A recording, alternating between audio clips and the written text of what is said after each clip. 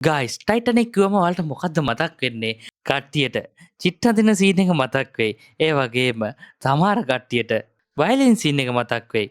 හැබැයි මං අද කියන කතාව ඇහුවොත් ඔයාලට තව කතාවකුත් මතක් වෙයි. මෙයාගේ නම තමයි චාල්ස් ජෝන් ජොගෙන්. කෙටියෙන් චාල්ස් ජොගන්. මෙයා ටයිටනික් නැවේ චීෆ් බේකර් විදිහට වැඩ කරා.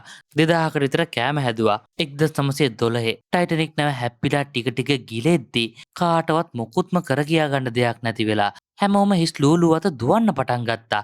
මගියන් විතරක් නෙවෙයි. ඒ වැඩ කරපු කට්ටිය පවා අරහේ මෙහෙ දුවන්න පටන් අරන්. එහෙම හැමෝම කලබල වෙද්දී අපේ කෙනා විතරක් සංසුන්ව ඉඳලා තියෙනවා. කොයිතරම් දුරටද කිව්වොත් එයා හැමෝටම පාන් දීලා තියෙනවා.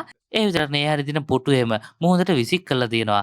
ඒකත් මුහුද ගිලින කට්ටිය ඒක අල්ලලා සර්වයි කරන්න දකින දකින හැමෝටම උදව් කරලා තියෙනවා. ඒ වගේම ලයිෆ් බෝට් වලට නගින්නත් උදව් කරලා තියෙනවා.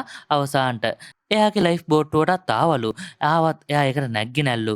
එයා වෙනුවට ඒ හිටපු පොඩි ළමයි එහෙම නග්ගලා එයා එහෙමම ඉඳලා තියෙනවා. ඉතින් තිබ්බ එකම උදව්වත් එයා අතහැරියා. ඉතින් එයාම දන්නවා ටික වෙලාවකින් එයා ගිල්ල මැරෙනවා කියලා. ඉතින් අවසානට බීමක් බොමු කියලා ඒ හැර තිබ්බ විස්කි බෝතලේ අරන් තියනවා. ඒකත් අවසාන මොහොතනේ එහෙම කියලා එයාට පුළුවන් තරම් කබරයක් දාන්න කරටි කැඩෙන්න බීලා තියෙනවා. ඉතින් එහෙම බීලා නැවේ උඩටම ගිහින් මුහුද දිහා බලාගෙන ඉඳලා තියෙනවා.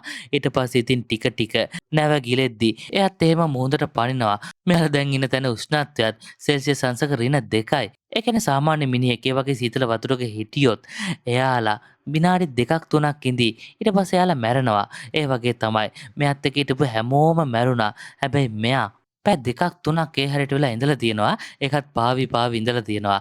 අවසානට ඒ හරියට ලයිෆ් බෝට් එකක් ආවලු. හැබැයි ඒකෙත් ඉඩ නැල්ලු. එහෙම තියෙද්දි හොඳ වෙලාවට වගේ තව ලයිෆ් බෝට් එකක් ආවලු එතනට.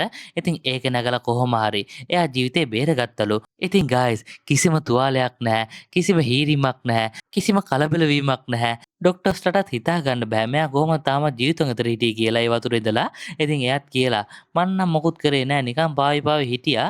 අවුලක් නැති වුණා කියලා. සමහරට මම බීපු විස්කි බෝතලේ හින්දා දන්නේ නැහැ කියලාත් එයා කියලා දෙනවා. ඉතින් ගයිස් මේ වගේ ඉන්ටරෙස්ටිං කතා ඕනේ නම් අනිවාර්යෙන් මාව ෆලෝ කරන්න.